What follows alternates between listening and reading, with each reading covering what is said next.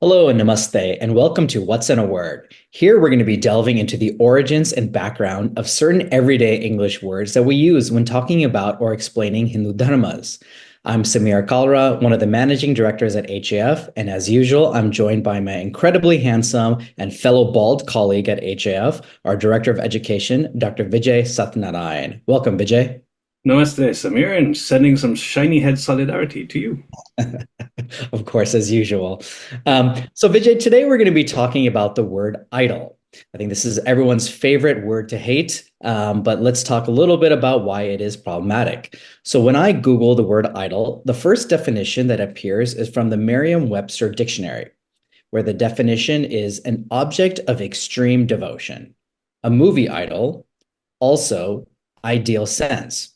A second definition is a representation or symbol of an object of worship, broadly speaking, a false god. Vijay, can you tell us where the word idol originates from? It's a word that carries so many connotations, especially if you turn on the TV today, you could end up watching American Idol. And there it seems very innocuous. Unfortunately, it does not have such benign origins. In the first form that we see it related to the English word, you'll see it coming through Latin. And by the time it gets into Latin, it has already a slew of meanings that really relate it to biblical concepts. And so this is a central concern for us. Yes, you can translate word for word, but does that word translate the concept? And you'll find that, unfortunately, idol does not do any justice to the concept of vigraha or murti. So quickly, it actually is a Latin translation of a Greek word. And the Greek word also referred to form or likeness or shape. But when Greeks were Christianized, that word then referred to false god, false apparition, or magic. So it took a word that actually had a meaning to Greek people and then reframed it in the worldview of the new religion that came. And also it's used to translate concepts from Arabic sources, also in a similarly negative way. Got it. So I think I know the answer to this question, but I'm going to ask it anyways. Why should we actually avoid using idol as a translation for murti or vigraha? That's a really important question. For me, as a linguist, I would like that we use things on the basis of science, on the basis of rationale and reason, and the reason for using any given translation should be that it maps onto the original in some way, shape, or form. And it does a good job of translating the concept as well. So the original murti or vigraha simply refers to, like in the ancient Greek, pre-Christian ancient Greek, a form, a likeness, an embodiment. It means making something that is unmanifest, manifest. So that doesn't really tie on to the word idol, where it is a byword for a false god or some heathenry that deserves no place on the earth. And that leads me into the second reason why we shouldn't use that word. So not only is it inaccurate, but also it was the chief allegation leveled at Hindus in particular, but also Buddhists and Jains, to destroy them. It was a justification used time and again. And actually, quite sadly, I saw a video from Bangladesh where in some of the religious colleges, this was still being taught to children, and they were parroting quite gleefully the fact that it is our duty to smash the idols and to destroy the idol worshippers.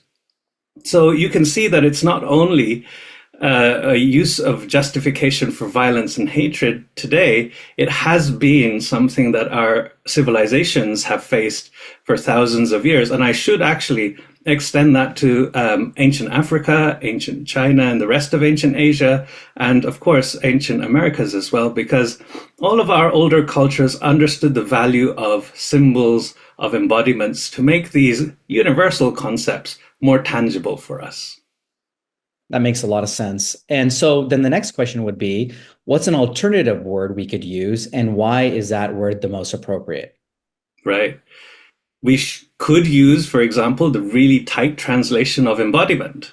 And that would be nice, except you would go around trying to explain why all of these, embodiments in a mandir, for example, or a devalaya, are different to other embodiments, or what is an embodiment. And so, again, we've got the issue of, okay, there's a word that does a good translation of the word murti or vigraha, but it doesn't really translate the concept in a way that the other culture will understand. So then you get words such as deity. Again, it is a little bit out there because you would have to do a little bit more explanation to make it intelligible for the common person. You get words like sculpture and statue, which are completely fine, but it doesn't do a good job of differentiating, for example, the sculpture that you find in the garden or a bust that you find in a museum. So you could also use something a little bit more abstract that is focused on the context and of the idea, which is representation or symbol or image.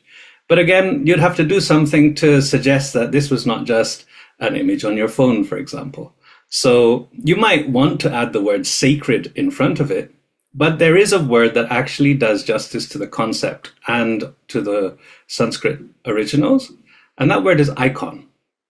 The word icon, of course, we think of apps and their icons on our phones, but in the world of the spiritual, and especially in the Western world where Christianized English is the kind of English we speak, icon already refers to sacred pictures, to sacred statues that are used in Christianity. So there's a good kind of parallel there for us to use. So icon or sacred representation, sacred sculpture, any of those.